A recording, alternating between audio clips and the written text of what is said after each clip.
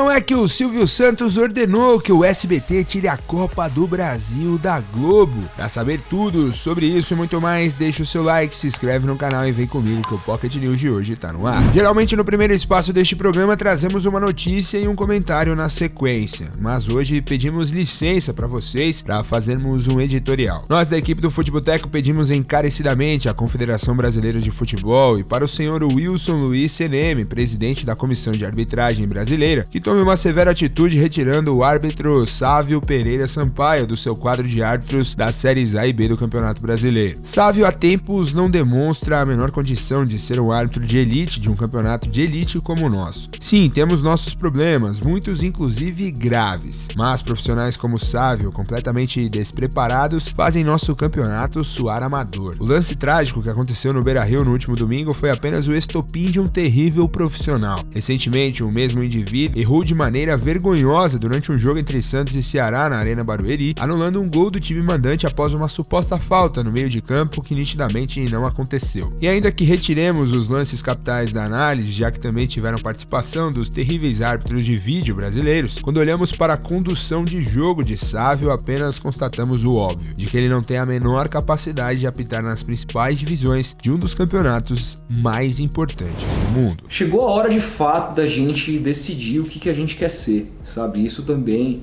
é responsabilidade da CBF. A CBF aí se gaba de nos últimos anos ter aumentado seu investimento no futebol, algo que de fato aconteceu quando você pega as finanças da entidade. Ela arrecada muito, mas é verdade, passou também a investir mais no futebol. Pouca gente fala sobre isso porque a CBF ela é um alvo até de maneira muito correta de muitos ataques por conta de tudo que ela não deixou de fazer, né? Tudo que ela deixou de fazer ao longo de praticamente toda a sua existência com relação ao fomento do futebol brasileiro.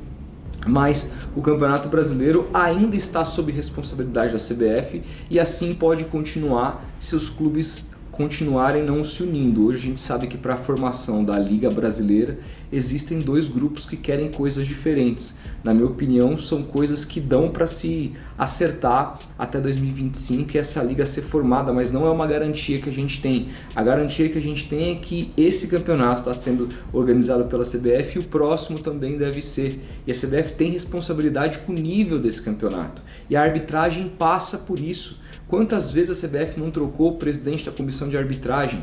Ela troca e troca e troca e nada acontece, nada muda. Agora o Seneme lá, o que o Seneme vai fazer? Não dá mais para o Sávio, não dá mais. O Wilton, irmão dele, que vai apitar a Copa do Mundo, é um árbitro que eu também particularmente não gosto, mas melhorou. O cara ir para a Copa do Mundo é difícil de criticar, eu não levaria de maneira nenhuma.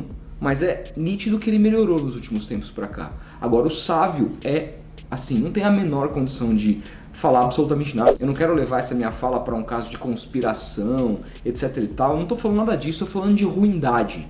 O Sávio é péssimo, ele não tem nível para apitar nem na Série B do futebol brasileiro. E ele precisa ser retirado do quadro urgentemente pela senhora CBF.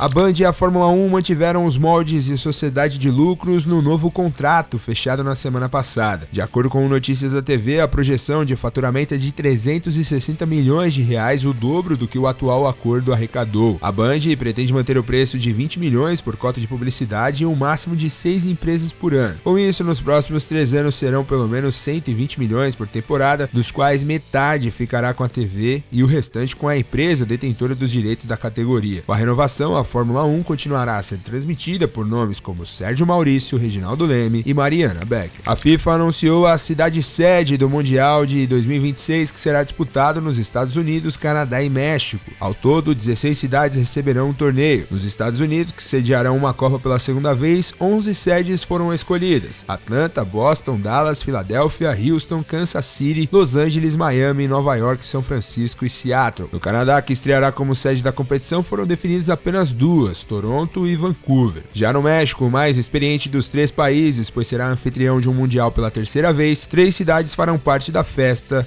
sendo elas Cidade do México, Guadalajara e Monterrey. Após o anúncio de Ronaldo feito em abril, o Valladolid concretizou a mudança de seu escudo. O clube, que tem o Fenômeno como proprietário, utilizava o mesmo emblema desde 1998. O novo escudo, que tem um design muito mais minimalista que o anterior e foi apresentado como uma evolução, reflexo de uma nova era para o clube, apesar de ser muito semelhante ao primeiro brasão, foi criado em 1928. A torcida do Valladolid já havia se mostrado contrária à decisão e na festa do acesso à primeira divisão do Campeonato Espanhol, faixas e gritos com os dizeres "o escudo não se toca" foram expostos pelos torcedores. Um ano depois de trocar a Inter de Milão pelo Chelsea, o atacante Lukaku está no caminho de volta para a Itália. De acordo com o jornalista Fabrizio Romano, especialista em transferências, a Inter já se acertou com o Chelsea e contratará o belga por empréstimo de 1 ano. A única pendência ainda é sobre a taxa que os italianos pagarão aos londrinos para contar novamente com os serviços de Lukaku. O valor discutido no final de semana seria de 10 milhões de euros, além de bônus,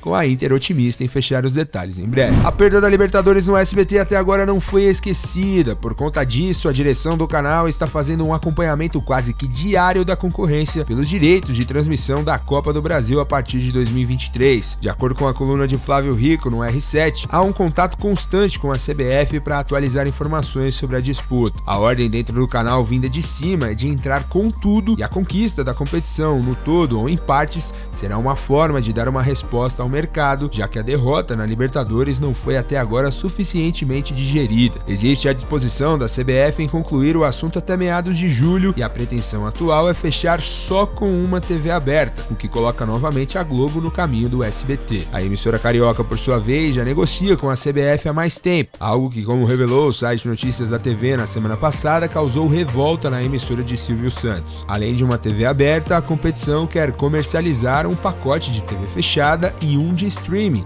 arrecadando assim 700 milhões de reais por ano. Olha, eu acho ótimo o SBT estar disposto a brigar aí tão fortemente agora por direitos de transmissão, embora eu acho difícil que ele leve a Copa do Brasil, são coisas diferentes. Eu fico feliz porque concorrência fomenta o mercado, né? Se o SBT de fato recebe uma carta branca ali, a direção, para investir pesado na Copa do Brasil, isso significa que se a Globo quiser manter, vai ter que investir mais, e com concorrência o campeonato lucra mais, a CBF lucra mais na negociação e esse dinheiro é repassado para os clubes. Portanto, só o fato do SBT estar presente com essa força para querer pegar a Copa do Brasil já é positivo. Agora, quando você analisa, eu acho difícil o SBT levar, porque quando você analisa os direitos de transmissão que o SBT venceu, você percebe que em todos eles teve um quê ali de muito atípico, né? Na Libertadores, levou, ficou 3 anos lá, é legal, transmitiu, etc e tal, mas a Globo tinha rescindido o contrato com a Conmebol e a Libertadores estava sem transmissão no Brasil. No caso da Champions League,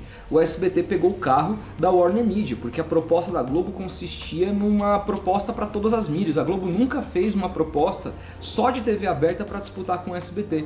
Então, como no bolo final, SBT mais Warner Media era maior que a proposta da Globo, o SBT acabou pegando carona e ganhou ali os direitos da Champions League pelos 3 anos. Então, teve um quê de atípico nessas negociações, que é muito diferente da negociação pela Copa do Brasil com a CBF, que já tem ali um tratamento com a Globo de muito tempo, tanto que ela começou a negociar antes. É um valor muito alto, que eu não sei se o SBT tem bala na agulha para dispor, entendeu? Teria que fazer um planejamento comercial muito forte para entrar nessa briga de fato, para brigar pelo que se imagina que a CBF quer arrecadar dos próximos 3 anos da Copa do Brasil. Então são muitas questões, mas independentemente disso, repito, gosto muito dessa força do SBT, eu acho que só tende a ajudar a concorrência no mercado. Mas eu quero saber de você concorda comigo? Você acha que o SBT tem pouca chance de conquistar a Copa do Brasil? Ou você acredita na emissora do Silvio Santos? Comenta aí, deixa seu like se você gostou do vídeo, a gente vai se falando, um grande abraço e até amanhã.